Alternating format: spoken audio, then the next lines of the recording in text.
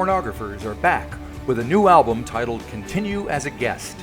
We tracked down bandleader AC Newman at his home in Woodstock, New York, to talk about making the record during the pandemic.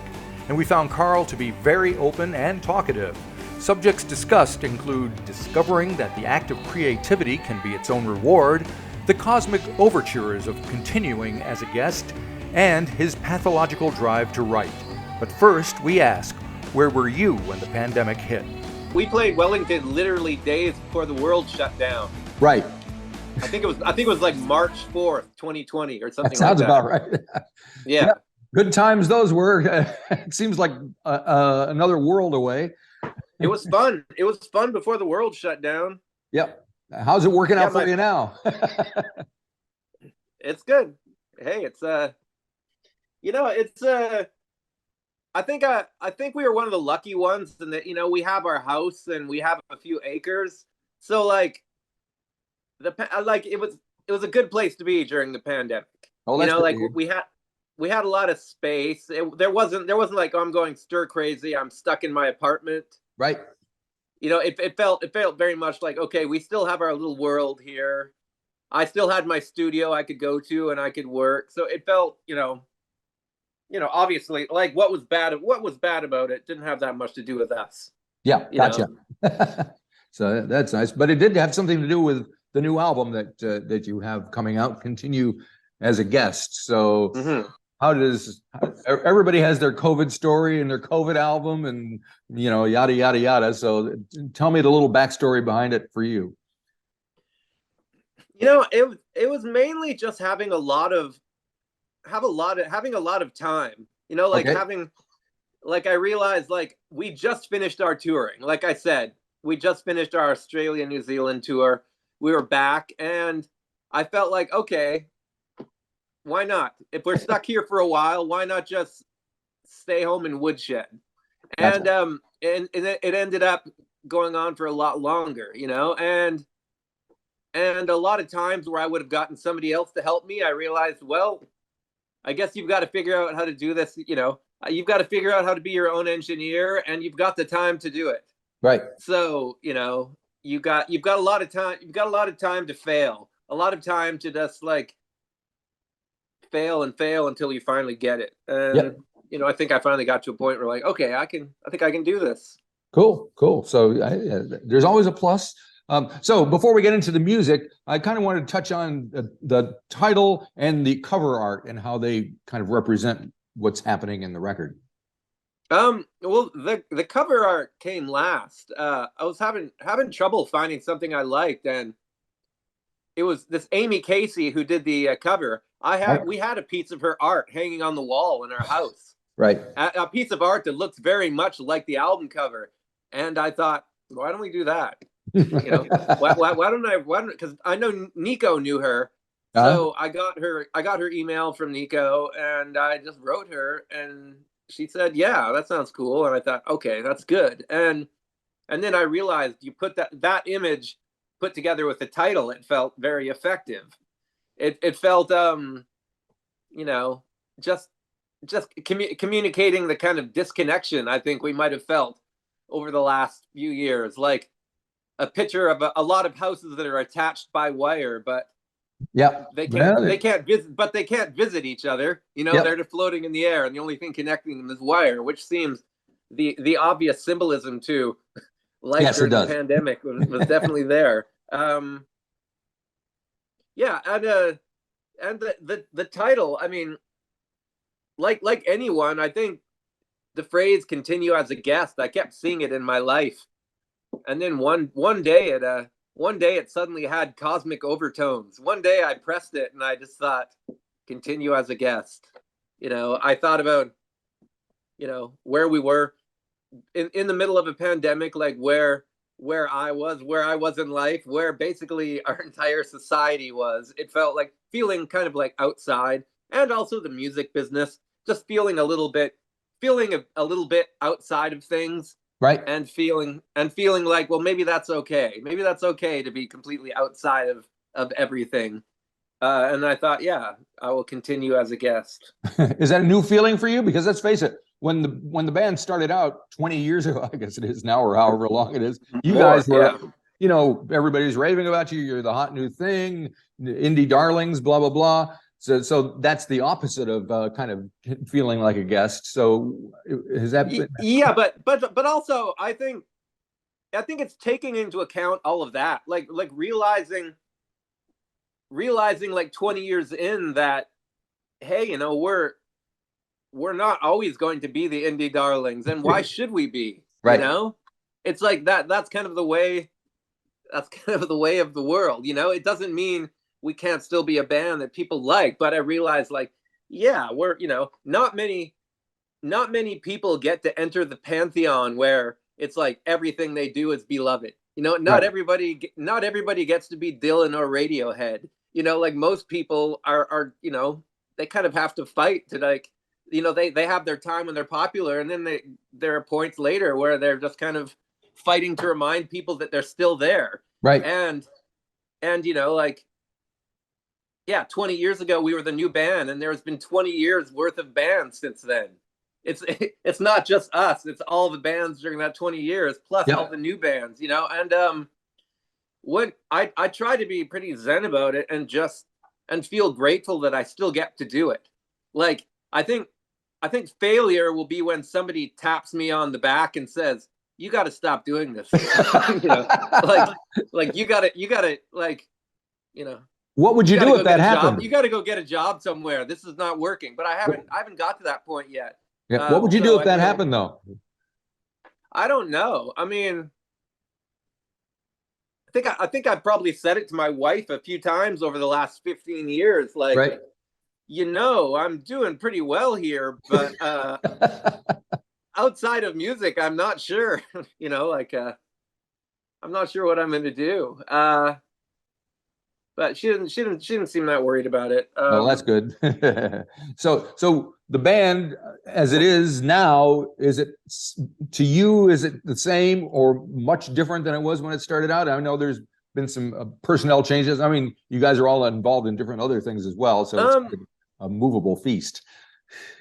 Yeah, I mean, it is kind of a movable feast. I don't know if that's a misapplied term or not, but yeah, I'm sure it is. But it's Shakespeare, I think, so it works. Yeah, or is it it's also Ernest Hemingway. Probably. Who's quoting Shakespeare, I'm sure. No, I think, you know, at the beginning of the band, I wanted a vehicle. You know, I think I just wanted a vehicle for songs, and I got people I liked to be in it. And initially I thought it would be kind of faceless, but then, you know, I realized that, like, I made the mistake of, like, getting some band members who were actually kind of magnetic, and oops. And so we weren't faceless. All of a sudden there were, you know, there were people that, you know, people started calling us a super group, which seemed ridiculous at the time.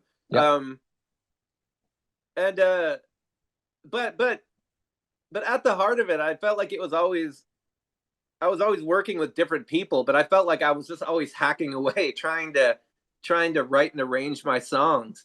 And that element of it hasn't changed. You know, like, I feel like I work in different ways, you know, than I did back then. Like I said, like, I know a lot more about engineering, and so I can record myself a lot more than I ever did before.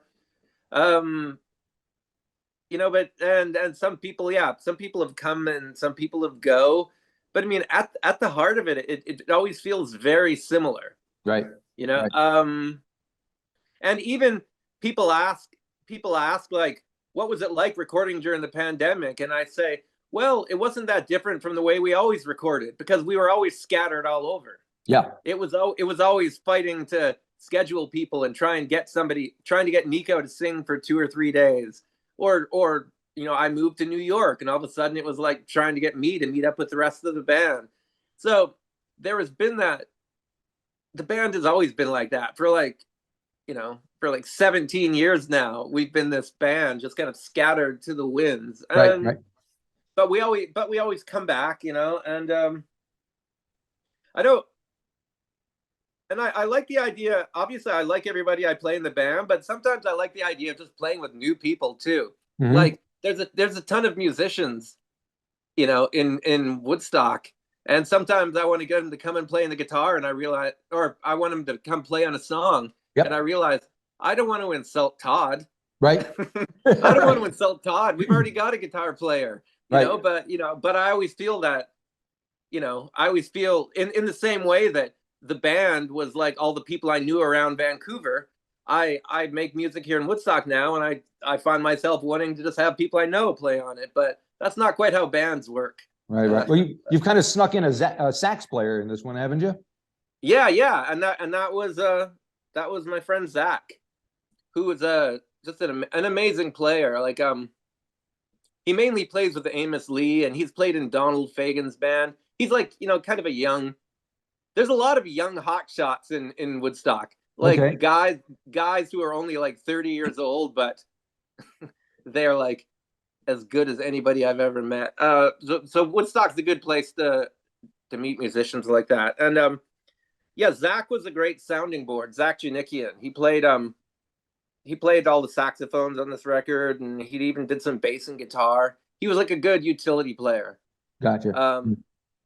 Because it's always been, like I said, it's kind of always been how we worked. Gotcha. Like we're trying to make a record, and who's around? We're going to use who's around. Yeah. Is Bearsville Studio still running in Woodstock? It's not, but it's really close to me. It's only about a mile from where I live. Right. I think it's been out of business for about 20 years. Oh well. I was there once. Yeah, it was a long time ago. you can't even see the building from the road. Yeah. Sometimes I look for it, and apparently the person that sold it stipulated that it couldn't be a recording studio. Oh really? Which is very weird. And it's too bad, because I think it could be. There must be a lot of millionaires who would want to come in and renovate Bearsville, because I mean the history there is crazy. Yeah, and a lot of vintage studios are getting a lot of traction these days. People want to go to Muscle Shoals, or they want to go to Sun Studios, and the one in California, I can't remember the name, Sound something or other. But Sunset Recorders. That's the one. Yeah. Yeah. So I mean, it's a thing. You'd think anyway. So one of the names that comes back and forth in the band is Dan. Is his last name's pronounced Behar? Behar. Yeah. Behar. So I think he's kind of back now, is he? Or he's kind of like the boomerang of the band. No, he's we just I mean, the first song is technically a co-write, but basically I took a song of his that we re-recorded years ago, and I just rewrote it. Right. I took the chorus out and just gave it a different vibe and different verse and feel. And I called him up and I said, "Hey, I'm going to do this to your song. Is that all right?" And he said, "Oh yeah, go crazy." So I know it's kind of confusing, because I always have to explain it to people. No, he didn't rejoin the band. We just collaborated in a really ass backwards way. Gotcha. And the song is called Really, Really Light. It's got a pretty cool music video with it. What can you tell me about that and where that came from? We sit around and talk about the weather. My heart just like a feather. Really, really light.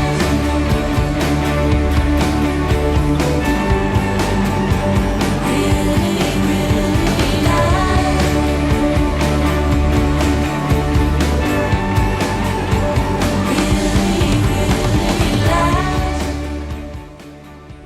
The person who made the video sold the idea as somebody like ice skating, but they're ice skating on cement. So so there are like sparks coming out, and I thought that seems good. I like that.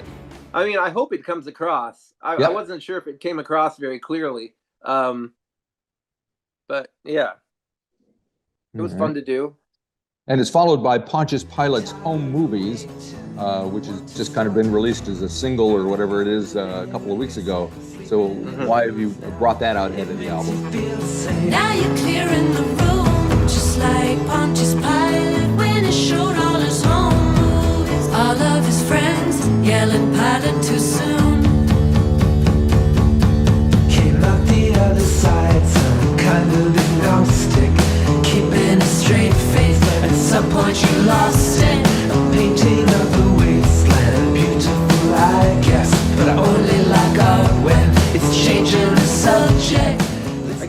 liked it. Oh. I guess somebody thought really light and Pontius Pilate home movies were good songs to send out. Yeah. What do you call that? What do you call the people that you send out before you invade? You know, I'm not sure.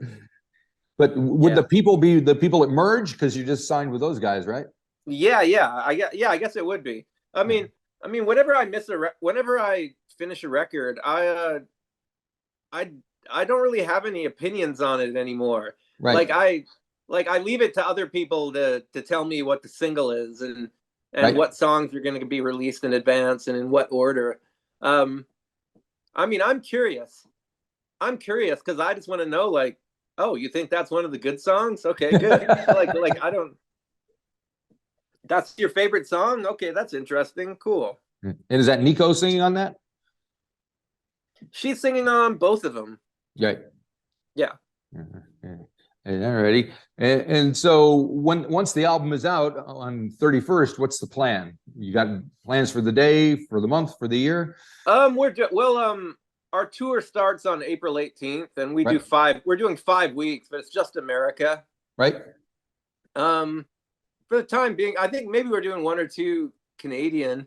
I'd love to get back to Australia, New Zealand, but that'd be nice. I mean, we were just there in February, March, 2020. 2020. Which feels like not that long ago, but it was 3 years ago. Yep. Yeah, I mean, I just kind of go where I'm told for the most part.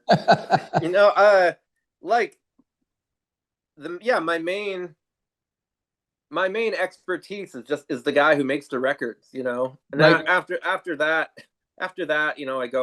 I play for people, and I show up and I like playing for people, but it's like, at that point I'm kind of following orders. Okay. Well, one other thing I want to touch on was my own tour. One other thing I want to touch on was your vocals. It's come to my attention that you've kind of spent more time working on it, thinking about it. Is that true? Yeah, I can't quite explain why. And I'm doing it right now because I'm working on our next record right now, and it's the same thing. Right. I find myself just listening to my vocals, and just I don't like sometimes I'll just change the melody until I like the delivery more. Like I think I'm just more obsessed with the idea of the performance than I used to be. I think I used to be much more into the idea of the song, of the composition. And now I feel like the composition is kind of a framework, and when I'm arranging it, part of the arranging sometimes is just changing the melody or just singing it in a different way. Right. Just trying, which to me is new. That might be how everybody does it. Right. But to me it felt really new, and it was trying to be less precious about the melodies. Gotcha. Realizing that any song can have a ton of melodies. Yep. And also you can basically communicate the same song and just move around notes here and there, and it's not that different. In the same way that, the example I always use is like Bob Dylan.